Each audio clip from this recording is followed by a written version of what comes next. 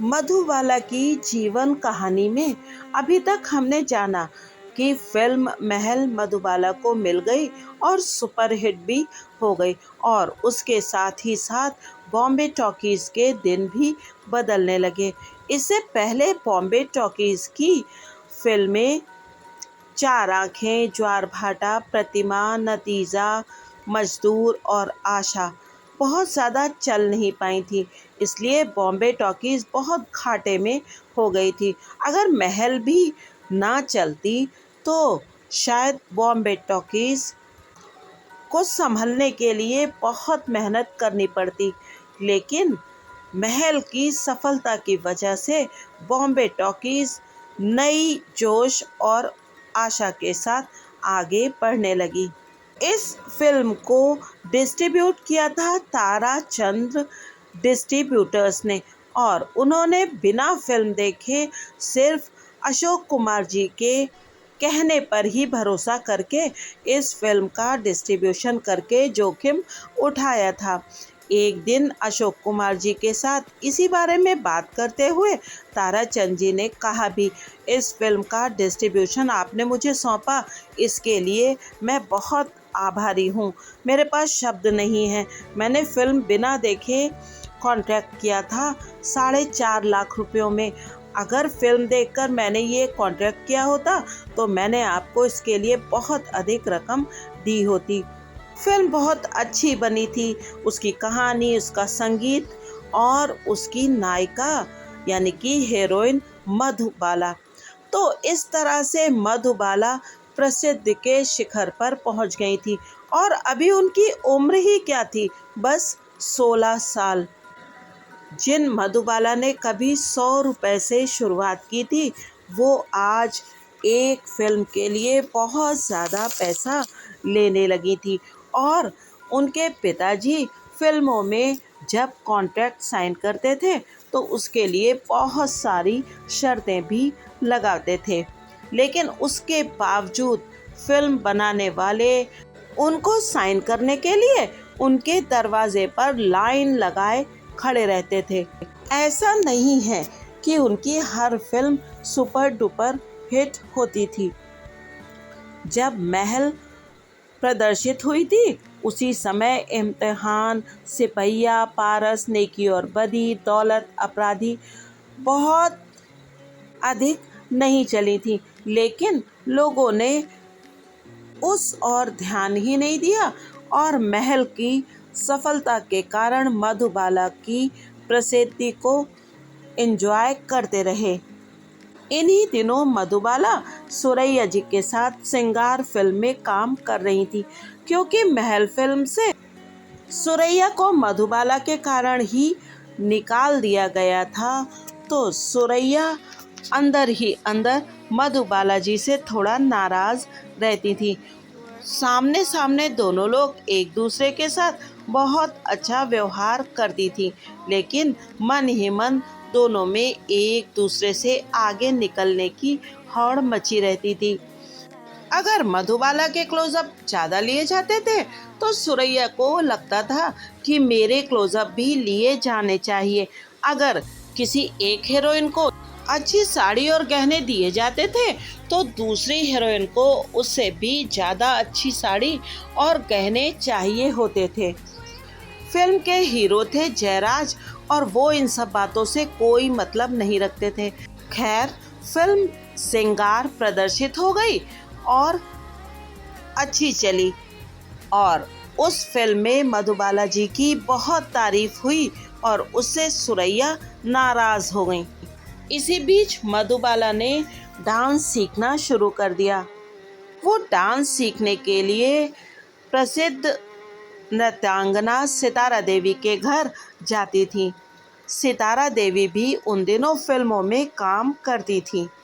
अब तक मधुबाला मुंबई के पेडर रोड पर एक बहुत अच्छे घर में शिफ्ट हो गई थी, और अंधेरी और दादर की शूटिंग पूरी होते ही वो सितारा देवी जी के यहाँ डांस सीखने जाया करती थी और कथक सीखती थी।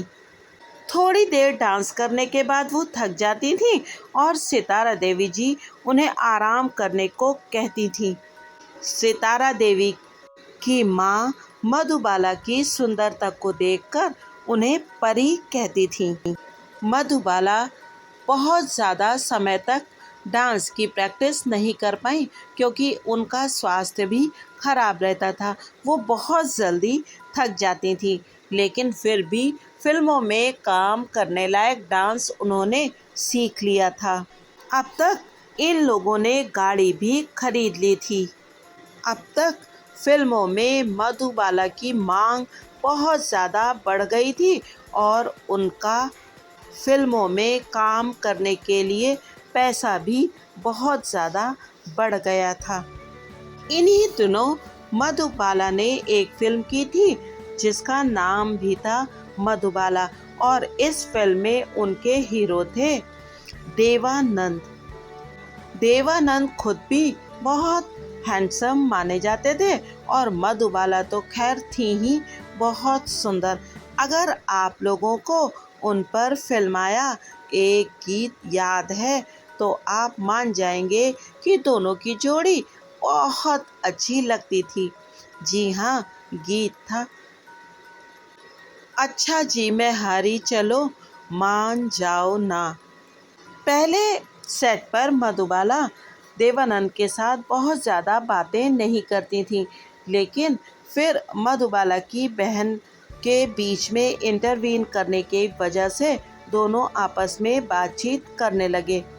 एक दिन जब देवानंद जी ने मधुबाला की तरफ एक सैंडविच बढ़ाया, तब उन्होंने मुस्कुराकर उसे खाने से मना किया और बताया, मैं घर से खाना लाती हूँ और बाहर की कोई चीज़ नहीं खाती। धीरे धीरे दोनों में बातचीत होने लगी और तब देवानंद जी को पता चला कि मधुबाला को इंग्लिश नहीं आती, और तब देवानंद जी ने मधुबाला से कहा, मधु जी, अंग्रेजी पूरे संसार में समझी और बोली जाने वाली भाषा है। अपने यहाँ भी अंग्रेजी के बिना पत्ता नहीं हिलता, इसलिए आपको अंग्रेजी सीखनी ही चाहिए। दूसरे दिन सेट के सब लोग आश्चर्य में पड़ गए जब मधुबाला हाथ में एक किताब लिए और कैट रैट मैट बैट बोल रही थी। लोगों की परवाह किए बिना उन्होंने निराला फिल्म के पूरा होने तक काम चलाऊ अंग्रेजी भाषा सीख ली थी और फिर थोड़े दिन बाद वो बिल्कुल सहज रूप से अंग्रेजी बोलने लगी थी। जब फिल्म निराला की शूटिंग चल रही थी, उसी समय मधुबाला वर्मा फिल्म्स की बादल फिल्म में प्रेम नाथ जी के साथ काम कर रही थी। इसके साथ ही साथ वो बख्शी ब्रदर्स यानी कि बख्शी जंग बहादुर और हास्य अभिनेता ओम प्रकाश की खजाना फिल्म में भी काम कर रही थी। निराला में देवानंद और मधुबाला के साथ एक पुराने एक्टर मजहर खान भी काम कर रहे थे और एक दिन उन्होंने अपने कुछ गेस्ट्स को शूटिंग देखने के लिए सेट पर बुला लिया। गेस्ट तो खैर मधुबाला, देवानंद और मजहर खान को एक साथ देखकर बहुत ही ज़्यादा प्रसन्न थे और वो शूटिंग देखने के लिए आए थे। पर ये बात अताउल्ला खान को पसंद नहीं थी और उन्होंने जो कॉन्ट्रैक्ट साइन किया था उसमें ये भी बात मेंशन थी कि कोई भी बिना बुलाया मेहमान सेट पर नहीं आएगा और शूटिंग के समय कोई भी बाहरी व्यक्ति आकर शूटिंग होते हुए नहीं देख सकता था। फिल्म के डायरेक्टर थे एम सादिक और अताउल्ला खान ने उन्हें कॉन्ट्रैक्ट की बात याद दिलाई और उनसे कहा कि आप इन मेहमानों को बाहर भेज दीजिए। शूटिंग रुक गई थी और अताउल्ला खान बहुत नाराज़ थे। तब उन्हें बताया गया कि ये मजहर खान जी के गेस्ट हैं और आप कृपया इन्हें शूटिंग देखने दीजिए, लेकिन अताउल्ला खान किसी तरह से भी राज़ी नहीं हो रहे थे। आखिरकार खुद मजहर खान मधुबाला के पास गए और उनके पास पहुंचकर उनसे बोले कि आप मेरे मेहमानों को कृपया फिल्म की शूटिंग देखने दीजिए। तब मधुबाला ने, जो कि अपने पिताजी की बात को बहुत तवज्जो देती थी, उन्होंने मजहर खान से कहा, अब्बा जैसा कहते हैं वैसा ही होगा, वरना मैं आज की शूटिंग इसी समय रोककर लौट जाऊंगी। मजहर खान उम्र में मधुबाला से बहुत बड़े थे और उनकी बहुत अच्छी रेपुटेशन भी थी, लेकिन मधुबाला ने इस बात का लिहाज नहीं किया और मजहर खान के मेहमानों को बिना शूटिंग देखे ही लौट जाना पड़ा। ये बात आग की तरह चारों तरफ फैल गई और लोगों को ये बात बिल्कुल पसंद नहीं आई कि एक सीनियर कलाकार का इस तरह से अपमान हुआ है। फिल्मी पत्रकारों को छोटी सी बात को आगे बढ़ाने में महारत होती है और उन्हें ऐसी चटपटी बातें प्रदर्शित करना, लिखना बहुत पसंद होता है। इसलिए वो सब लोग अमित चक्रवर्ती द्वारा निर्देशित बादल के सेट पर इकट्ठे हुए और उन्होंने कहा कि हमें मधुबाला से सीधे बातचीत करनी है। फिल्म के निर्माता थे भगवान दास वर्मा और वर्मा जी मधुबाला के पास पहुंचे और कहा कि पत्रकार आपसे मिलना चाहते हैं। सेट पर बहुत गड़बड़ी मच गई थी। ये सब देखकर सेट पर खुद अताउल्ला भी आ गए थे। जब उन्हें पता लगा कि रिपोर्टर्स मधुबाला से डायरेक्ट मिलना चाहते हैं तो वो बहुत नाराज़ हो गए और उन्होंने वर्मा जी को ही धमकाया कि मधुबाला किसी से नहीं मिलेगी और आप रिपोर्टर्स को भेज दीजिए, नहीं तो शूटिंग अभी कैंसिल हो जाएगी। सारे के सारे रिपोर्टर वापस तो लौट गए, लेकिन उन्होंने इसे प्रेस्टीज इशू बना लिया और उन्हें ये बात बहुत बुरी लगी कि एक बुजुर्ग कलाकार का अपमान हुआ और पत्रकारों का अपमान भी हुआ है। इन्हीं दिनों वरिष्ठ संपादक बीके करंजिया मूवी टाइम्स नाम की फिल्म मैगजीन निकालते थे। जब ये सब हुआ था तब वो मुंबई में नहीं थे। लौट कर आने पर उन्हें ये बात मालूम हुई और दोनों पक्षों से मिलकर वो ये जानने की कोशिश करने लगे कि क्या इस सब का कोई हल निकाला जा सकता है। पाकिस्तान के पत्रकारों पर भी इस घटना का बहुत असर हुआ। लाहौर से निकलने वाली अदाकार पत्रिका के संपादक सईद अताउल्ला शाह हाशमी भी सिर्फ इस उद्देश्य से मुंबई आ गए कि घटना की पड़ताल की जाए। उनकी अताउल्ला खान से पर्सनल दोस्ती भी थी। उन्होंने भी टटोल कर देखा कि क्या कोई समझौता हो सकता है, लेकिन उन दोनों के ही सारे के सारे प्रयास और कोशिशें बेकार हो गईं। उस समय भारत और पाकिस्तान के सारे पत्रकार इकट्ठे हो गए और उन्होंने मधुबाला के खिलाफ लिखना शुरू कर दिया। तब अताउल्ला खान फिल्म इंडिया के संपादक बाबूराव जी के पास पहुंचे और उन्होंने बताया कि पत्रकारों के नाराज़ होने का जो कारण है वो दूसरा है। उन्होंने बताया निराला की जब शूटिंग चल रही थी और वो मुंबई के चाइना क्रीक पर थी, वहाँ मधुबाला को पानी में डूबने की एक्टिंग करनी थी और जब वो पानी में डूब रही थी तब फिल्म के हीरो वहाँ पहुँचते हैं और उन्हें बचाते हैं और मधुबाला भीगी हुई बाहर निकलती हैं और उस भीगी हुई हालत में रिपोर्टर उनकी फ़ोटो खींचना चाहते थे और मधुबाला ने मना कर दिया था, इसलिए रिपोर्टर नाराज़ थे और जिस रिपोर्टर को उन्होंने अपनी फ़ोटो खींचने से मना किया था उसी ने ये सारी की सारी साजिश रची है और सारे रिपोर्टर अब एक साथ हो गए हैं। बाबूराव पटेल हमेशा मधुबाला के बारे में बहुत अच्छी बातें लिखते थे।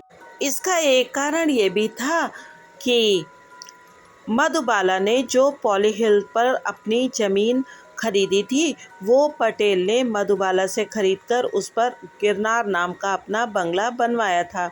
इसीलिए फिल्म इंडिया हमेशा मधुबाला के पक्ष में थी और उन्होंने चित्रा और रूपवानी मैगजीन्स को भी अपने साथ कर लिया था।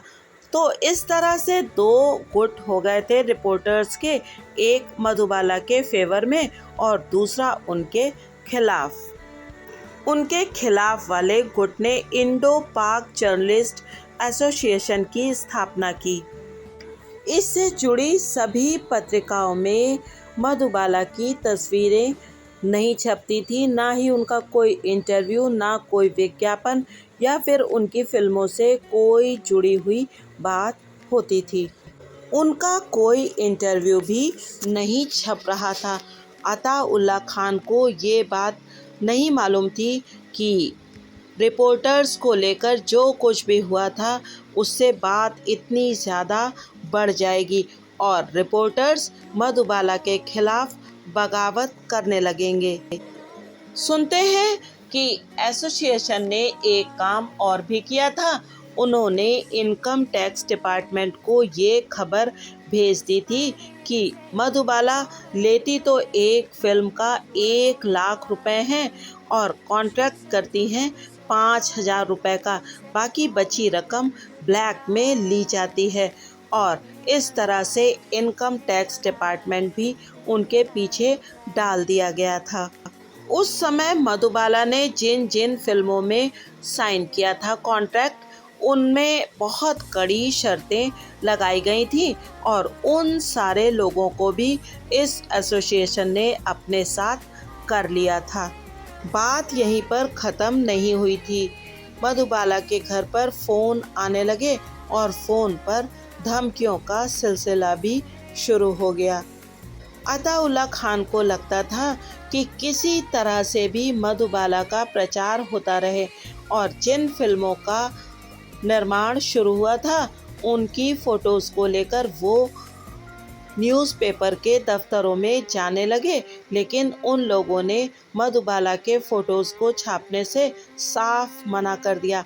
अब अताउल्ला खान को ये महसूस होने लगा कि अगर ये समस्या बढ़ती रही तो मधुबाला की प्रसिद्धि को खतरा हो जाएगा और उन्होंने सोचा कि जिन रिपोर्टर्स की वजह से ये सब बखेड़ा खड़ा हुआ है उनसे समझौता कर लिया जाए और इस सब मामले को हमेशा के लिए ही ख़त्म कर दिया जाए।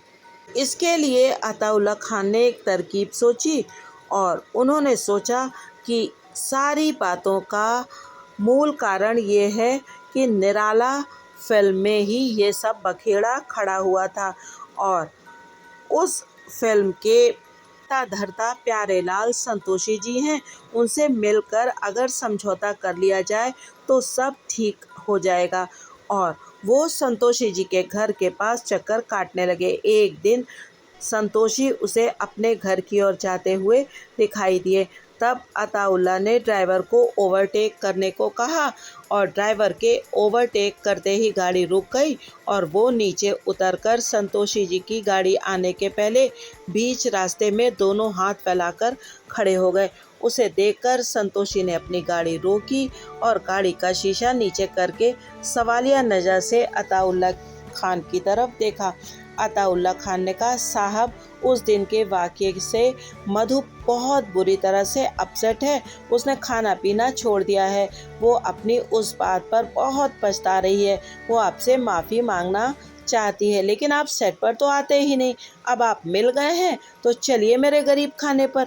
संतोषी जी इस बात से पिघल गए और फिर अताउल्ला खान के घर दोनों की मुलाकात हुई। बीती बात को और आगे ना बढ़ाने की प्रॉमिस करके संतोषी जी ने बात को वहीं ख़त्म कर दिया। हालांकि मधुबाला बहुत ही अच्छे दिल की थी और सबकी मदद किया करती थी और ये बात उन्हें उनके पिता अताउल्ला खान ने ही सिखाई थी। वो अपनी बेटी के कैरियर को लेकर बहुत सतर्क रहते थे और उन्होंने अपनी बेटी को सिखाया था कि किसी से इश्क नहीं करना और हमेशा गरीबों की मदद करना। क्योंकि मधुबाला ने गरीबी को बहुत अच्छे ढंग से करीब से देखा था, इसलिए वो हमेशा गरीबों की मदद किया करती थी। एक बार रास्ते में उन्हें एक अंधा आदमी दिखा। उन्होंने गाड़ी रोककर उस अंधे को रास्ता पार करवाया और उसकी जेब में जबरदस्ती 100 का एक नोट डाल दिया।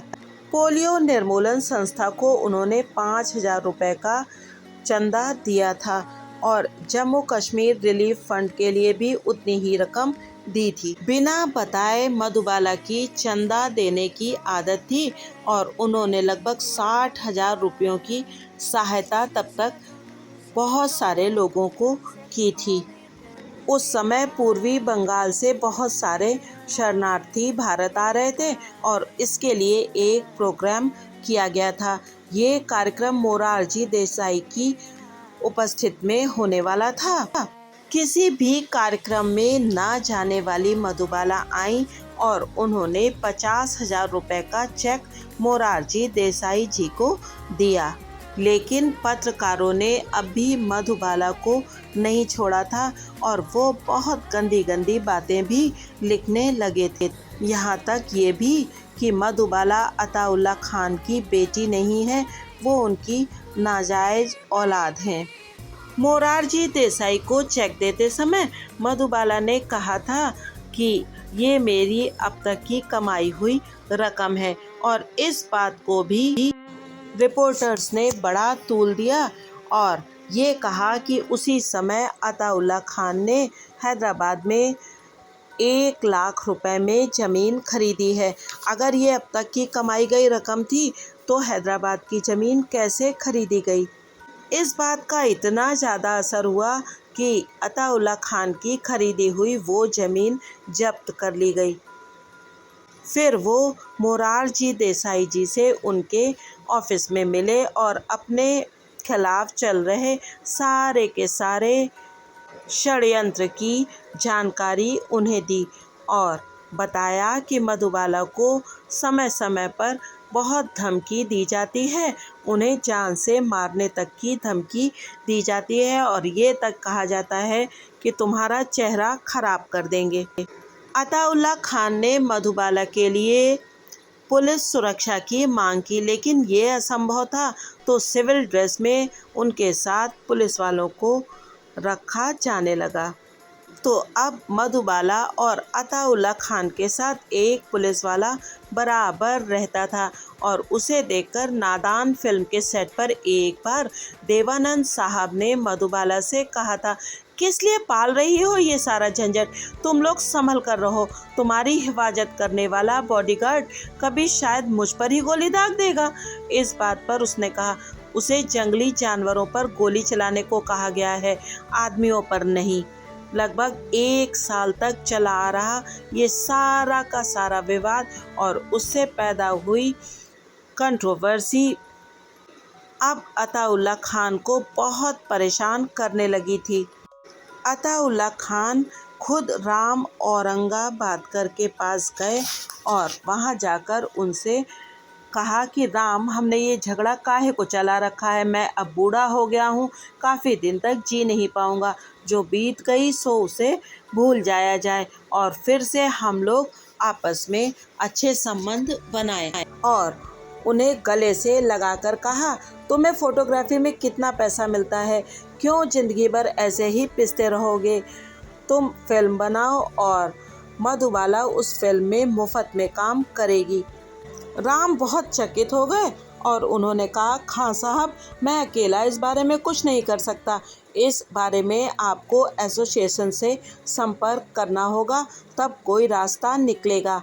अगर आप फिल्म की बात करते हैं तो समझ लीजिए मैं फ़ोटोग्राफ़र हूँ और हमेशा यही काम करता रहूँगा। बात एसोसिएशन तक पहुंची और उन लोगों ने अताउल्ला खान के सामने एक ही शर्त रखी कि अताउल्ला खान अपने बुरे व्यवहार के लिए खेद व्यक्त करें और पत्रकारों से माफ़ी मांगे। अताउल्ला ने इस शर्त को मान लिया। दोनों पार्टीज़ में मुलाकात हुई और बड़े अच्छे से सारी की सारी बातें सुलझ गईं। इस बीच मधुबाला ने बांद्रा में अरेबियन विला नाम से सुंदर बंगला बनवाया था। अगले रविवार को अताउल्ला ने फिल्मी पत्रकारों के लिए एक पार्टी आयोजित करी और मधुबाला स्वयं रिपोर्टर्स की आवभगत कर रही थीं। सारे के सारे रिपोर्टर्स मधुबाला को पहली बार इतने पास से देख रहे थे। उन्होंने पीले रंग की सलवार कमीज और ऊपर दुपट्टा ऐसी सीधी सादी ड्रेस पहनी थी और इस समय उनके सुंदर रूप को देखकर करंजिया ने अपनी मूवी टाइम्स पत्रिका में लिखा था, ये महिला अनुपम सौंदर्य की चरम सीमा है और अब तक इस सौंदर्य के वास्तविक दर्शन किसी भी प्रदर्शित फिल्म अथवा फोटो में नहीं हुए हैं। बाद में मधुबाला, अताउल्ला और करंजिया के संबंध बहुत अच्छे हो गए। उन लोगों का एक दूसरे के यहाँ आना जाना शुरू हो गया। करंजिया की छोटी बेटी रतन के साथ मधुबाला को खेलना बहुत अच्छा लगता था। मधुबाला को परफ्यूम्स का भी बहुत शौक था और चाइनीज़ खाना और चाइनीज़ नॉनवेज खाना बहुत पसंद था। मधुबाला को अचार भी बहुत अच्छे लगते थे। सन 1952 में मूवी टाइम्स आर्थिक कठिनाई के कारण बंद होने की स्थिति में थी। ये बात मधुबाला तक भी पहुंची। उन्होंने उसी समय करंजिया से कहा, आप अपनी ये पत्रिका बंद ना करें। अगर पैसों की ज़रूरत हो तो मैं दूंगी। आप एक फ़िल्म बनाएं, मैं उसमें एक भी पैसा नहीं लूँगी और काम करूँगी। उससे जो कुछ मिलेगा आप अपनी इस मैगज़ीन को चलाते रहिए। लेकिन स्वाभिमानी करंजिया को ये प्रस्ताव स्वीकार नहीं था और उन्होंने अपनी फिल्मी मैगज़ीन हमेशा के लिए बंद कर दी। लेकिन दोनों का प्यार और स्नेह संबंध हमेशा बना रहा। तो पत्रकारों के चक्रव्यूह में फंसी मधुबाला जी अपने पिता के माफ़ी मांगने पर बहुत आसानी से उस झंझट से छूट गईं और बाद में रिपोर्टर्स के साथ उनके संबंध हमेशा के लिए अच्छे हो गए। और अब मधुबाला के जीवन में एक और नया पड़ाव आने लगा था और ये पड़ाव था उनका इश्क, जो थे दिलीप कुमार साहब। हालांकि उसके पहले प्रेम नाथ जी भी उनको बहुत पसंद करते थे और उन दोनों की मुलाकात भी फिल्म के सेट पर ही हुई थी। लेकिन मधुबाला इस बात से अनजान थी और प्रेम नाथ उनसे एक तरफा प्रेम करते थे।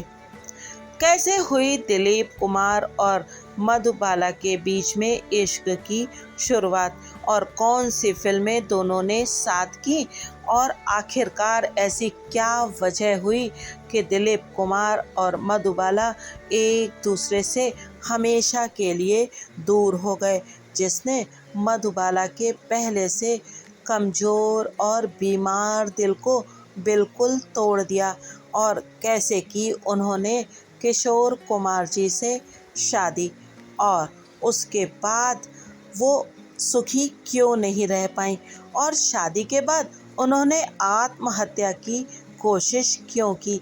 ये सब जानेंगे मधुबाला की ज़िंदगी के अगले भागों में। तब तक आप बने रहिए मूवीज़ की सनीमा बाजी के साथ और सुनते रहिए बहुत खूबसूरत मधुबाला की दर्द भरी दास्तान।